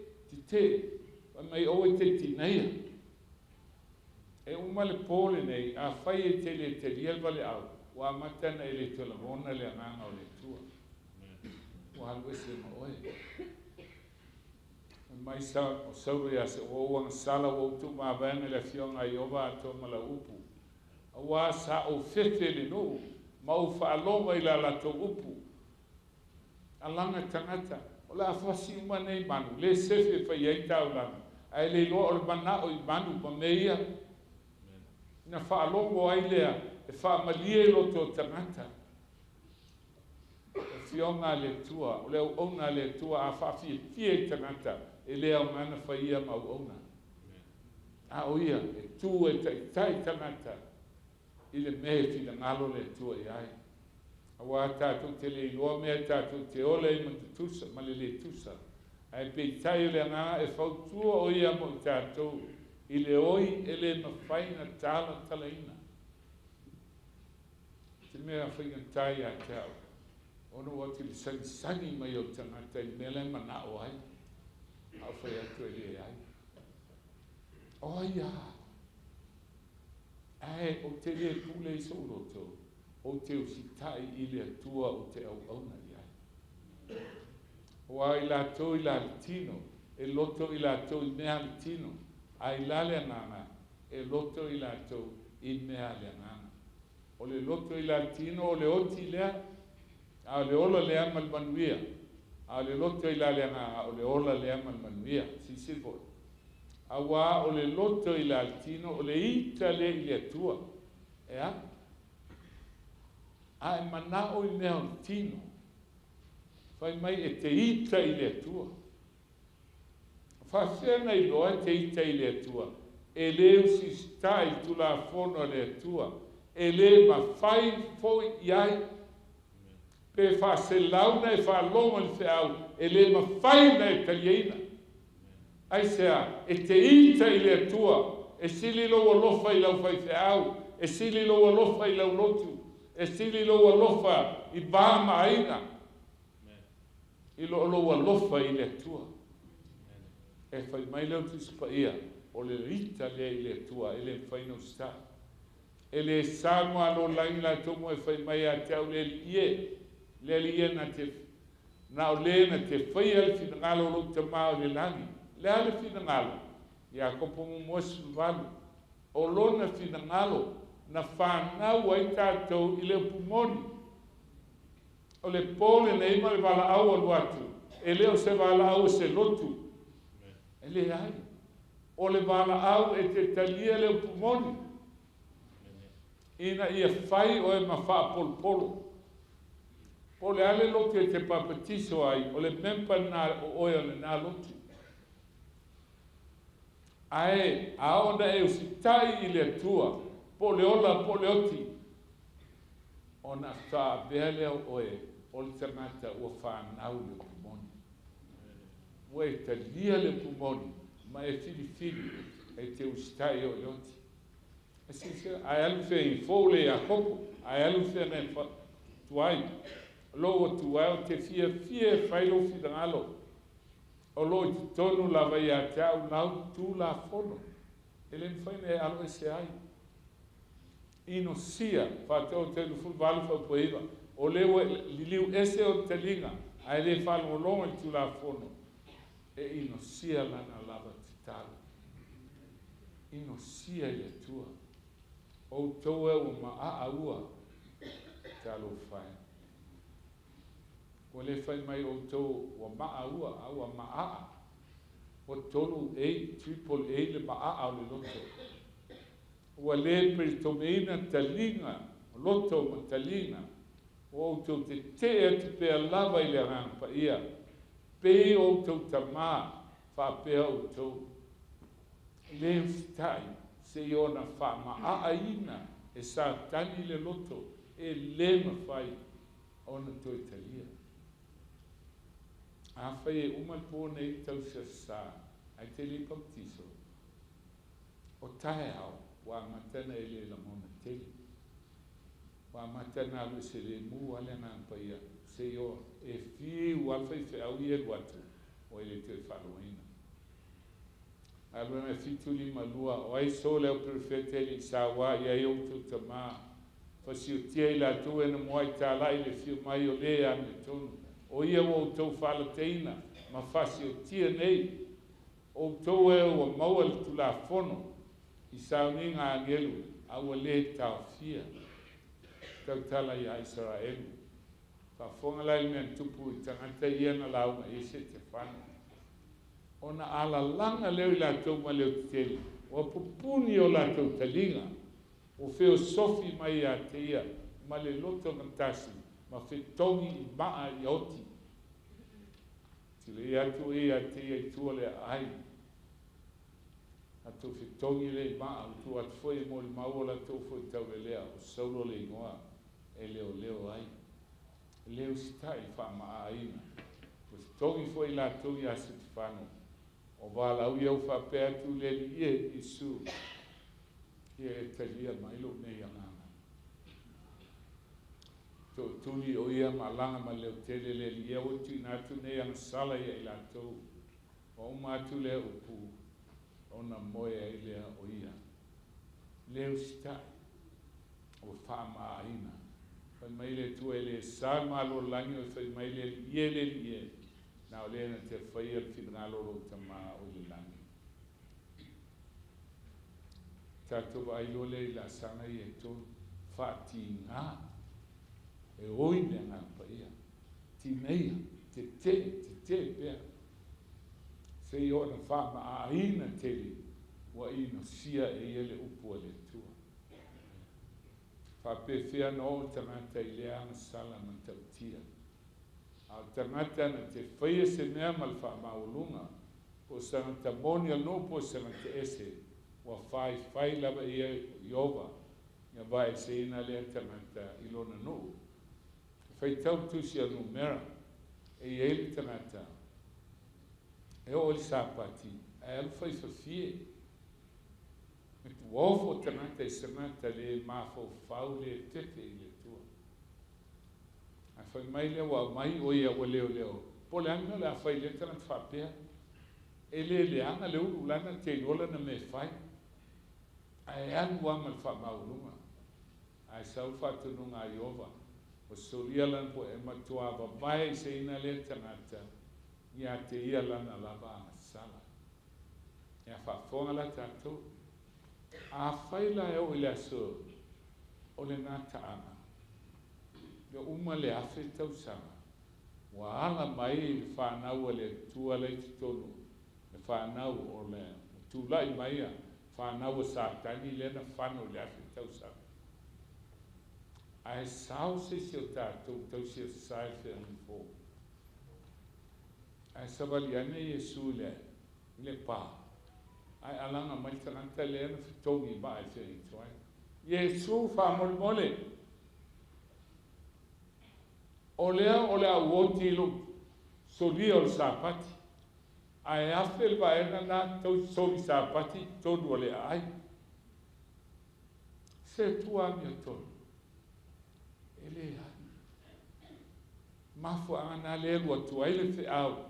A fai e te tu mau e tausi le sā. E te inu le toa sā o le tua. O le se alo FEAU. Pe te asofitu. Pe asofitu tō te tasi. Po le alava le ngola ugotu. Ai tausia le sā. E te whanu. E tusa ea Samuel mo mosulima lufulua. Tusa na fia I ova I tau na mungu tau la. I lona fia si fonga. Whalonga si fonga I ova. Whauta whalonga sili le tau langa. Ma leo stai sili le ngā o mama poa. Tau te lola nentu. Whai mai o na fuli ai leo Samuel walu se sau. Tau apatu I sau. Apatu sau le ule ofu. Ai masai. Ai mai tau o sasai atu malo ma oe. Wale tu e se ava noa. Ai mai tu pa ia e oti a Samuel. E le tu e va ai a saulo.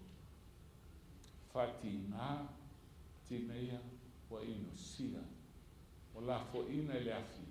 Ma le oti e whapa. E ta ofi la o ona yang sala wha maurunga.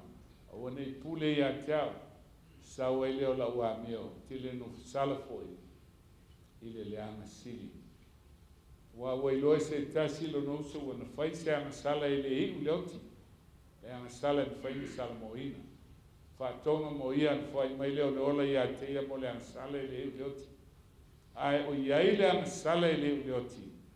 O te le whai atu iau tau whatonga atu. O iai le anga sala iu leoti. O te le whai atu iau tau whatonga atu. Mo le anga sala. O le se ava noa wa uma e whaavau. A whai tau te ana salama loto iai pe a umanta lia le malmalama lo kumoni. O le to e lo maua se tau langa. O le mawhainto e tongi o le ina la wang sana. Na al whaatali ma matau tele le whaatali. Ma le to sai mo mu e suni ai I ero ti te atu. O le ata leo so tanga le langi man lau langi o le ananga pa ia. Pe tai, a o na ese le ananga pa ia ma le tangata. O na motu sia lea o le bao ia ma le tua. Po au po e whai le ananga, ele alo, e ngantai la lo nei, o le o e langi. A o le ananga pa ia, e peise tangata. Maona la mona, e oi e le whamataleina. Ai ele teini eru ese ai oe. O le pōne nei. O lau filifilina. E ma whaina whati ngai le nā pa ia. O le filifili e na o Yesu e te whaola I nai oe. O ele toi manatu mā I le fionga le tua. O ele toi la bea I le ansala le le stai. O le manatu mā e tineia. Peitai, wa be Yesu e sili ne uma o ne o lana. Samoa e se ati o ti ai. O le o ti e whaapau. a sala I le whamanga loina. E oti whambau o le tue eisia na pa ia. No whai ua le whalinga suvau whau pe wha. O le alanga le tua ilo no. O whalonga tesi leo mai lai wha longu ue. La ieli whanau o le tua I lotu ese ese. A le ua mai le toe wala au. Longu ue au tau ese mai Papilonia. Ina nei whata sia o tau I anga sala. Ina nei tō sia o tau I ona mama. O le wala o lofa Iesu. Ina ia e sau ia te ia. Samoa I se ai te o ti ai. Mo e whalonga li pōne I toi wala au. Toi wala o lofa Iesu. Pōne o lo tutui o ia I lo loto. Lo wate li ie, lo wafi nei. Ta tala le whai te toa lo loto. O te uru whale atu iai. O le asau tani a te ia.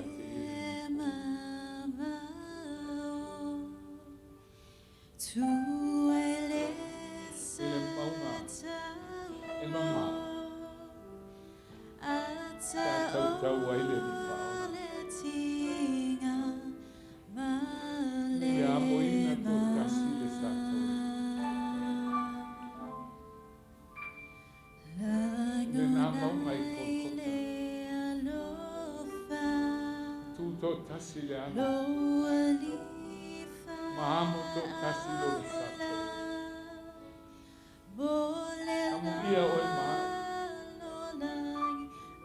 Mai tāwhi whirina I dei kōra. O le whiwhirina I whai mo whia. O au umai o whai wasa tauia.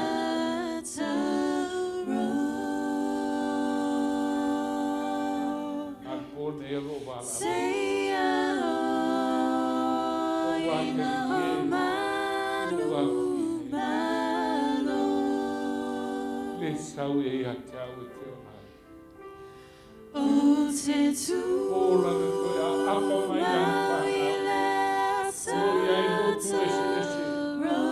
Whaku te ina I tina. Whape o ewa na whase ina. E le lotu kātou no ewa lana whase ina. O wani mo teo. E whaoleina ewa I whanau ngā tama. E soi fua mai a Iesu na mo ewa. A wo oki tātou no atamu. Na filifili ma le goa. Mako anga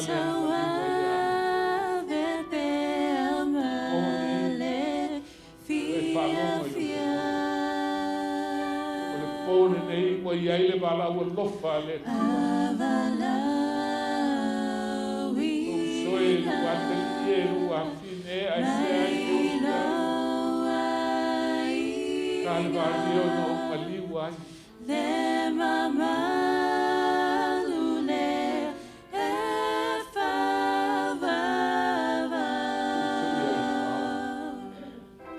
Tau ai le ni whaona.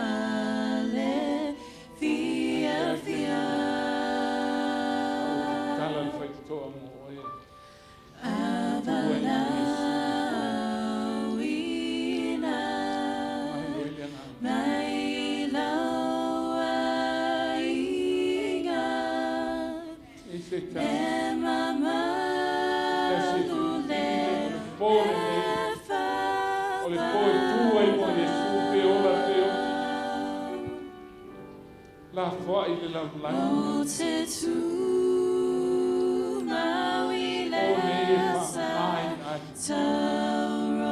Io mai Yesu na nei te ai le lang. Ma le ola e fa. Seia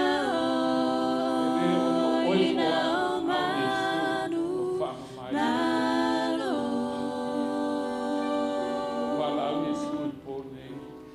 O te tu maui le tauro.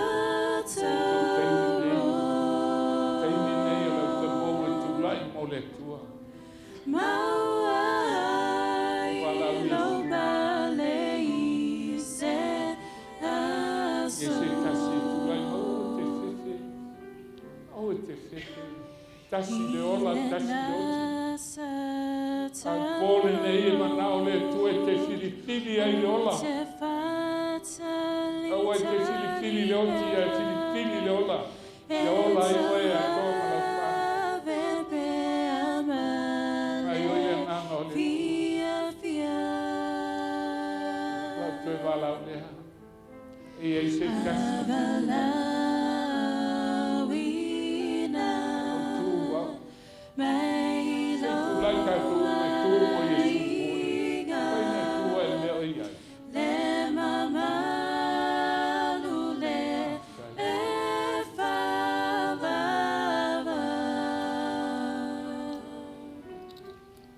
Ai ese kasi. Na telemona le musunga le na ia.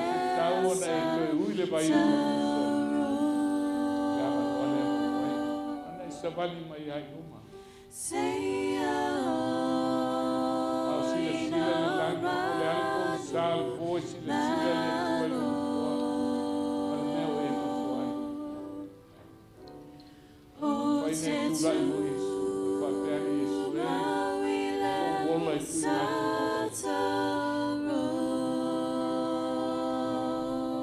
te nofo i lalo te pala ai. Te pala ai. Te pai. E sili lo woti. O lo mai kana. Le mau me asa. Te le mau ai o le whapau e susunu ai o e al pone lo wala au Yesu mo toa. O iei ni toa tu mo Yesu pone. Iei toa tu mo Yesu. Ole ola, ole ola. Le wala au le no oe.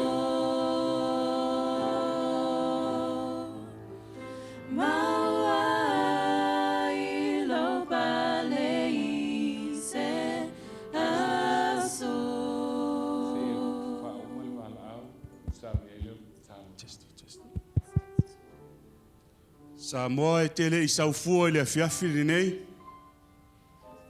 Na umai o le atua i le afiafi nei te whaalongo le upo le atua. Whetalai Yesu tuso Ioane e iloa e outou le mea moni. Tu sa o loto outou e le upumoni. O le afiafi nei o le afiafi o le whaoletanga. Sa moa aua te whaatangaina se mea tasi. E tau fia mai ai oe malong ainga. Whetalai Yesu tuso mareko e sifuluono, whaipo e sifulumaleono. O le whatuatua ma papu tisoina, e whaolaina. Sa mor sauninga o le whaoletanga, sauninga o le afiafi nei. Na whetalai Yesu ia Ioane, ina watali ma Ioane, o te le tā la noa o se vai. Na whetalai leo Yesu, e ta tau o na whātaunu uina o mea tonu uma. Sa moa a e sa ili le fina ngalo le atua le afiafi nei. E fina ngalo le atua i whaolaina oe malou ainga. Peitai whetalai Yesu o le whātuatua Ma papa tisoina, o le sauninga na o le nei afiafi. E whao laina. E tofia nisi, i le afiafi nei Samoa. Wa e tūlai. Ai aona e filifili le afiafi nei. E whātau nuina mea tonu uma. O a mea tonu uma. Whai mai le tali a Yesu ia niko temo. A e le whanau le vai ma le anganga. E te le ilo atu le malo le atua. Le ala lea Samoa le afiafi nei e le whaumi umi. Na whaawawina le wala au le nei afiafi. E tofia nisi o tātou. O lo na ina lo anganga ma lo loto e le anganga o le atua e le afiafi le nei. O le afiafi le nei o le whaolatanga. Whautuina le whiau o le nei afiafi. O le anga sala e tasi e le mawhai o na whaamanga loina. O le anga sala Samoa. O lo ngā lue le anga pa ia i lo fina ngalo ma lo loto e le afiafi nei. Ai fili e te ena whai mai le fionga le atua. Aua e te whati ngā i le anganga o le atua. Aua e te tinei ale ngā luenga le anganga pa ia o lo musu i lo fina ngalo. Ona o le anga sala le nā e tasi. Whai mai le fionga le atua e le wha mangaloina. O le toi wala aure le afiafi nei. Samoa wa e tula ia e le mea lo e iai. Ai aona whātau nuina le wala au pa ia le atua i lo loto ma lo fina ngalo. O le afiafi le nei. O le afiafi o le osi ngā whia ngainga. E ala i le sauninga pa ia o le Papu tisonga. Nau toi wala au atu lea. E tō fia nisi e fia. A ngā i mai luma nei. Ina ia whaia le me fina ngalo ai le langi mo oe malo ainga. Ina ia o sia le whea ngainga le nei afiafi. Ina ia baptisoina i le suafa o le atua le tama. Le alo ma le anganga pa ia. Ona toe vatu ai leo le wala au le nei afiafi. E iei se tasi e fia savali mai luma nei. E iei se tasi e fili le afiafi nei.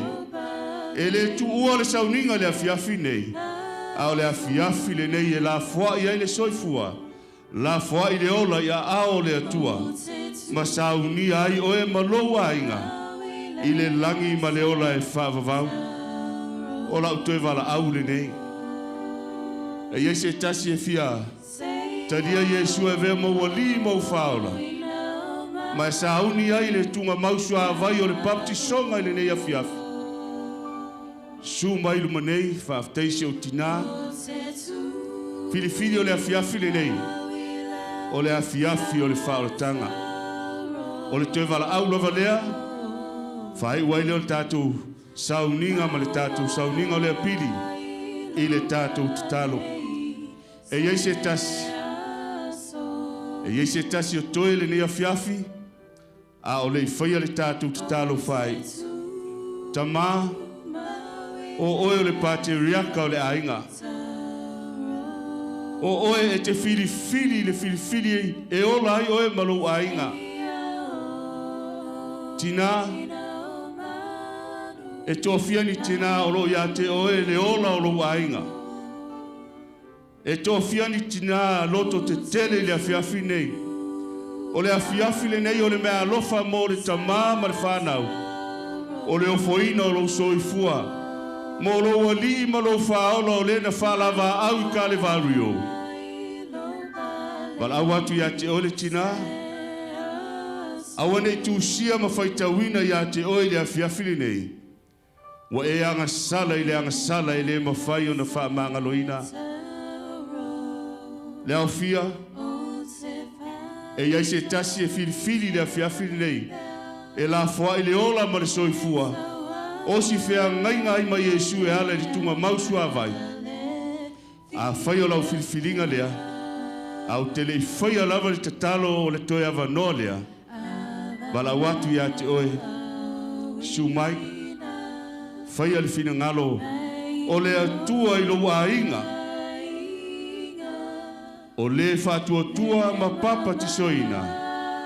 E whaoleina. Fetalai Yesu a whai e te le whanau.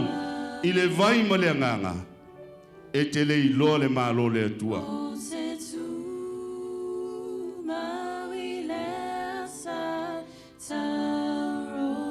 O la whai al tātou te talo. Lo mātou ta mai o i le langi. Na e au maia. Lo mātou atu nu pele o Samoa i le nei afiafi. A wai le aise po e le malamalama. E le aise po e le ao. E le ai fo i se po i sa e le malamalama. Ua manino lau tala le lei ma lau pumoni le whaafofonga ma la mātou whaalongo le nei afiafi.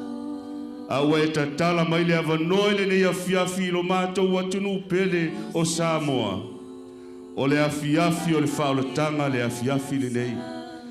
O tulai lātou nei e fili fili whaatasi. Ma loa nganga pa ia i le pleipo.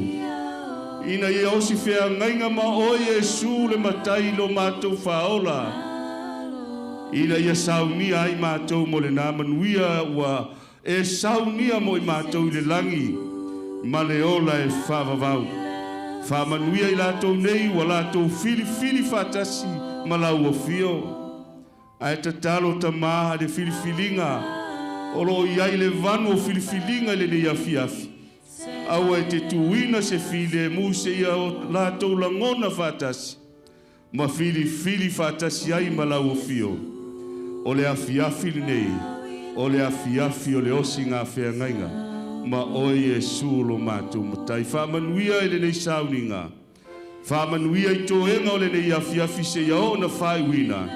Ia fo iai le vi inga i lau o fio. Whamanuia e lau auna sa e whaunga ina o le au penga i oa ao. Ina ia fola ina i le tala le lei. Vi alo suafa e whavavau lava Yesu. Wa mātou ta talo ma whaaftai atuai. Amen.